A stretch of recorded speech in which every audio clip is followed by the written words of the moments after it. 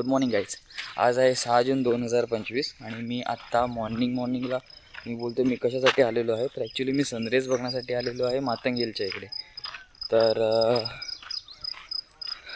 चला आपण पटकन सनराईजसाठी पळापळ करूया, कारण मी अजून 10 ते 15 मिनटं लेट चाललो आहे. सो मला सनराईज मिस नाही करायचं आहे. इकडून किती मिनटाची हायकिंग आहे मलाही कल्पना नाही आहे, पण I really don't want to miss sunrise. So आता मी तुम्हाला टॉपलाच भेटतो. चला.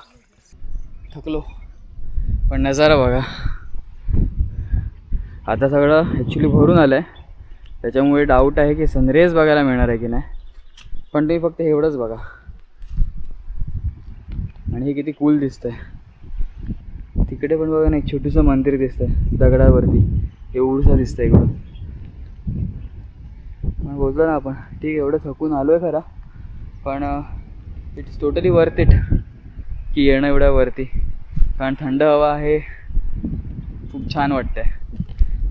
तर असं आपण जरा वेळ बसूया, जरा चिल करूया, श्वास नॉर्मल होऊन दे, बॉडी नॉर्मल होऊन दे, आणि मग आपण निघूया. मला वाटत तर ना आपल्याला सनराईज बघायला मिळेल.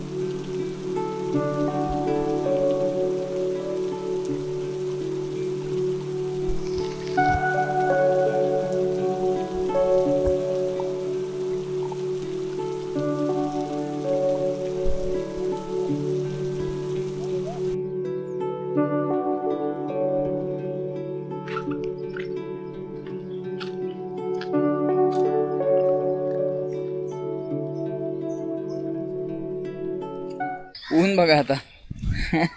पहाड एवढा पाऊस पडत होता आणि आता मस्तपैकी सनी वेदर झालं. तर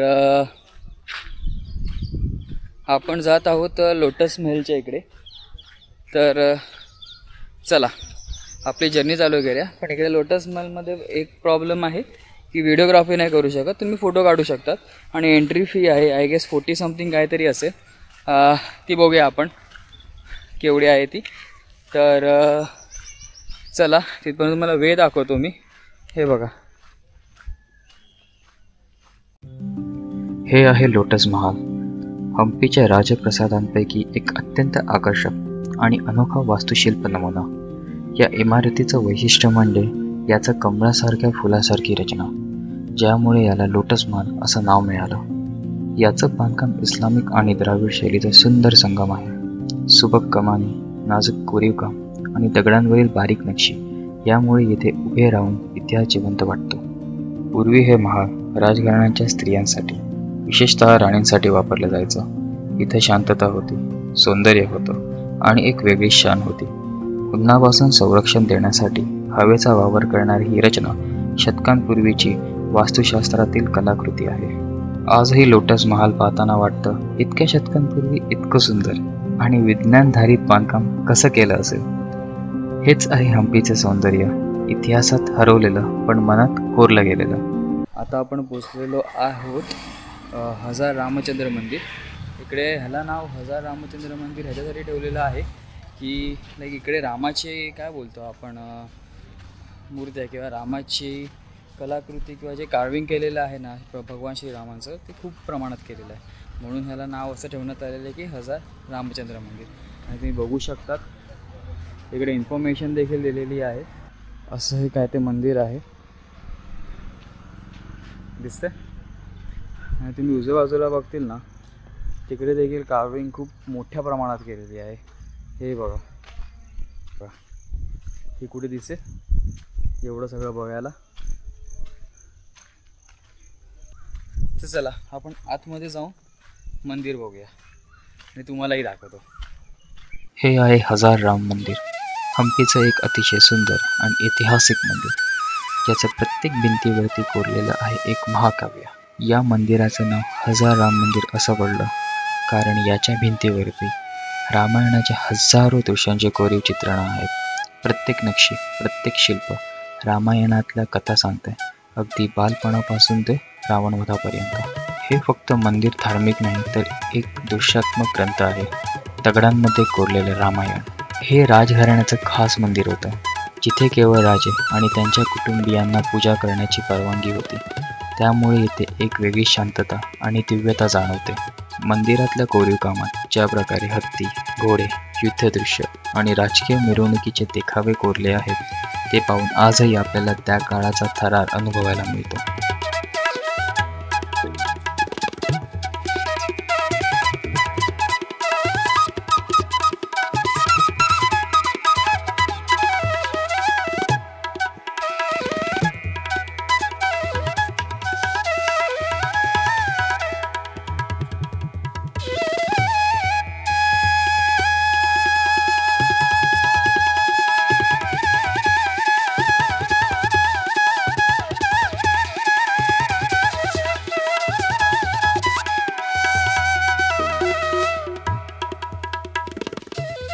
सगळीकडे कोरीव काम आहे. म्हणजे एक जागा रिकामी नसावी असावी.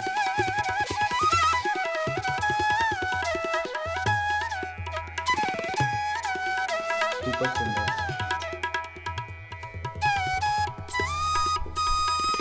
कल्पना करा ना त्यावेळेला कशा गोष्टी असतील आणि कसं काय.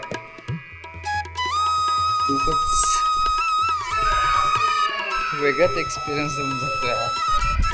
तर तुम्हाला यावं लागेल. तुम्ही व्हिडिओ बघता तर इट्स गुड, बट तुम्हाला यावं लागेल इकडे एकदा तरी हे सगळ्या गोष्टी एक्सपिरियन्स करून घेण्यासाठी. तर चला आता नेक्स्ट माझा चाललेला आहे जायचा क्वीन बाथ. तर लेट सी क्वीन बाथ जाऊन पुढे कुठे जायचं आहे कल्पना नाही आहे, पण पुढे बघूया.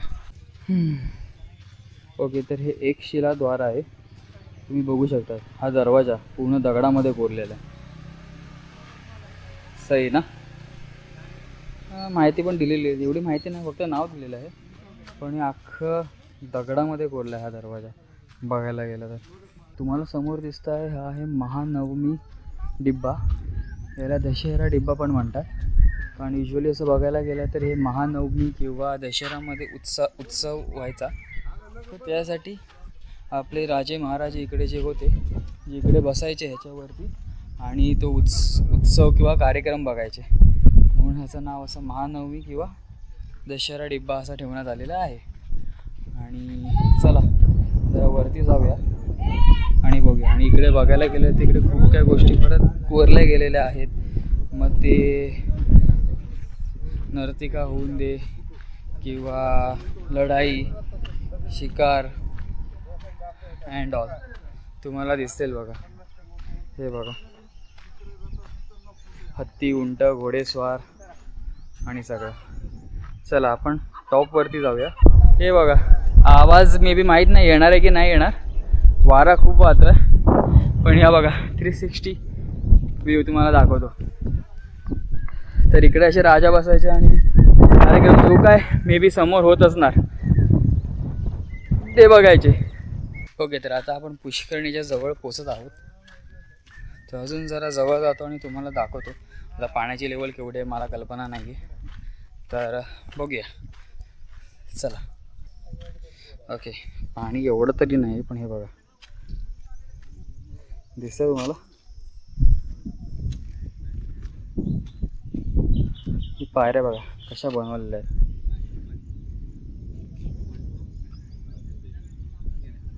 कूल. आणि अजून एक वैशिष्ट्य सांगतो तुम्हाला इकडे हा ब्रिज दिसून येत असेल. हा आहे किंवा समोरून देखील ब्रिज येतो. तर ते माहीत नाही, मे बी ते पावसाचं पाणी कलेक्ट करून किंवा समथिंग कुठून तरी कनेक्शन असणार पाण्याचं, तिकडून हे पाणी इकडून वाहत वाहत वाहत वाहत खाली पडायचं आणि हे भरून निघायचं. तर हे असं आहे काय ते. तर कमाल ना.